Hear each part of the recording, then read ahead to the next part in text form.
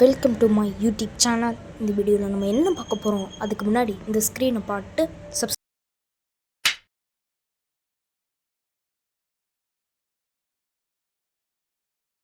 இந்த வீடியோவில் நம்ம என்ன கிளியராக பார்க்க போகிறோம்னா, சுடலை சுவாமி பிறந்து வளர்ந்து என்ன பண்ணார் அப்படிங்கிறத ஒரு கிளியர் வீடியோவை நான் அந்த வீடியோவில் போடுறேன்.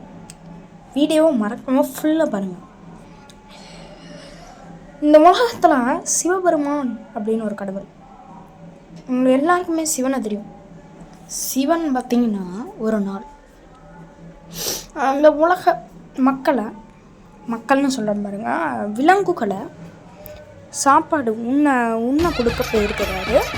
அந்த சமயம் பார்வதி தேவிக்கு ஒரு டவுட்டு, நம்ம ஆண்டவர் இவருங்க எல்லாத்துக்குமே சாப்பாடு கொடுக்குறாரா அப்படின்னு பார்வதி தேவிக்கு டவுட்டு. அதனால அடுத்த நொடியே பார்வதி தேவி ஒரு சின்ன குடுவைக்குள்ள ஒரு எறும்பு அடிச்சு வைக்கிறாங்க. வச்சு சிவபெருமான் வந்த உடனே நீங்கள் ஒரு விலங்குக்கு ஏன் சாப்பாடு கொடுக்கலன்னு கேட்டாங்க. அதுக்கு சிவபெருமான் நான் எல்லாத்துக்கும் கொடுத்துட்டேனே அப்படின்னு சிவபெருமான் சொன்னோம். பார்வதி தேவி எடுத்து பார்த்தா அந்த சின்ன எறும்பு ஒரு அரிசியை சாப்பிட்டு. பார்வதி தேவி தன் தப்பை உணர்ந்து சிவன்கிட்ட மன்னிப்பு கேட்க முடியல. சிவன் கோபமடைந்து, நீ இப்போ ரொம்ப என்னை அவமானப்படுத்திட்ட, அதனால் உனக்கு ஒரு தண்டனை தரேன். நீ மயான காளியா போய் சரி பேச்சுமனா போய் சுடுகாட்டில் தவம் செய்ய அப்படின்னு ஒரு இதை கொடுத்துட்டேன். அவங்க சுடுகாட்டுக்கு போய் பார்வதி தேவி தவம் இருக்கிறாங்க. அப்படி இருக்கும்போது சிவனை நோக்கி கடுமையான தவறு சிவனை வைத்தாங்க. சிவன் உனக்கு என்ன வர வேண்டும்னு கேட்டார். அதுக்கு பார்வதி தேவி எனக்கு ஒரு குழந்தை வர வேண்டும் என்று கேட்டார். சிவன் இங்கு 16வது மணி விளக்கு ஒரு பிறம் எரிந்து கொண்டு இருக்கும். அதன் போய் முந்தானி எடுத்து காணி ஒரு பிள்ளை வரும் என்று சிவபெருமான் சொன்னார்.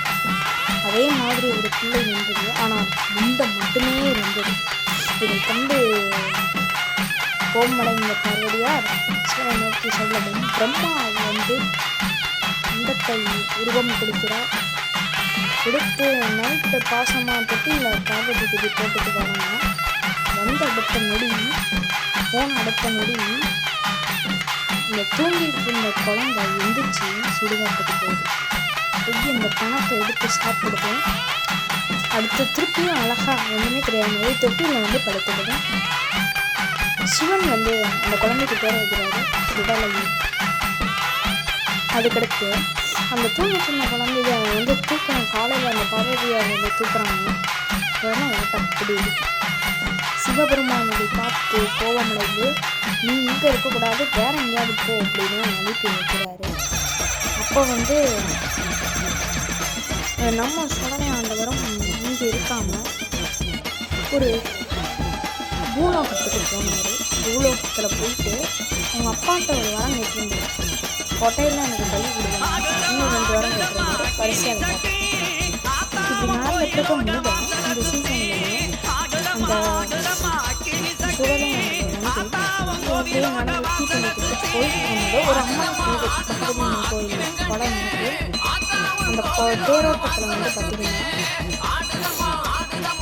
ஒரு பொண்ணை ஒரு பையனை தப்பான விதத்தில் பண்ணுறதை பார்த்த சுடலை ஆண்டவர் தன் கையில் இருந்த வாழத்துக்கு ஒரு பீஸு தலை துண்டாக போயிட்டு.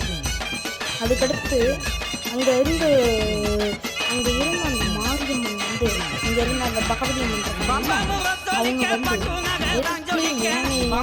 எதுக்கு இப்படி பண்ணுது அப்படின்னு கேட்டாங்க. சுடலை சுவாமி என்னை கொஞ்சம் அங்கே வச்சுக்கோங்க அப்படின்னு என்னுடன் கேட்டாங்க. சரி வேறு வழி இல்லை அப்படின்னு அம்மனும் ஏதோ ஒரு காரணமாக கொண்டு வச்சாங்க கோயிலில். ஆனால் சுடலை சுவாமிக்கு நான்வெஜ் தானே பிடிக்கும். ஆனால் இங்கே அசைவம்ல போடுவாங்க, சைவம்ல போடுவாங்க, மாவிளக்கிழமை தான் கொடுப்பாங்க. சாம்பார் சோறு சுடலை மாலைன்றது பிடிக்காது. அதனால் செவ்வாய்க்கிழமை மட்டும் வேட்டைக்கு போடுவார். செவ்வாய் வெள்ளி மட்டும். இந்த சமயத்தில் பார்த்திங்கன்னா நம்மளோட ஒரு அந்த பகவதி அம்மன் ஒரு சொல்லிட்டு தான் சுடலைமாடெல்லாம் உள்ளே வைக்கிறாங்க. என்னதுன்னா ஒரு அந்த 3 பை 6 பை அந்த பையனை பாதுகாத்து வச்சுக்கோ அப்படிங்கிறதுக்காக அதை எடுக்கணும், தன் பொண்ணுக்கு அழகு பார்க்கணும் அப்படிங்கிறதுக்காக ஒரு மனுஷன் துடிச்சுக்கிட்டு இருந்தான். சுடலைமாடன் செவ்வாய்க்கிழமை வேட்டைக்கு போயிடுவாங்க. அதனால் அவன் செவ்வாய்க்கிழமை நைஸாக உள்ள வந்து அந்த தங்க பையை எடுத்துட்டு அவன் பாட்டு போயிட்டான்.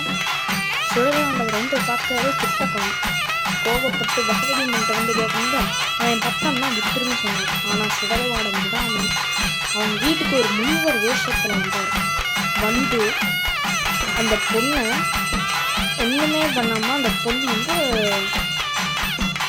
இந்த நகையை போட்டு பார்த்துட்டு இருந்தாங்க. அந்த நேரத்தில் அந்த முனிவர் சுடலைமாண்டவர் வந்து அந்த அப்பாவை ஆக்ரோஷமாக கொண்டுட்டு அந்த பொண்ணை வந்து இதுதான் எனக்கு கரெக்டாக அந்த கதை தெரியலை.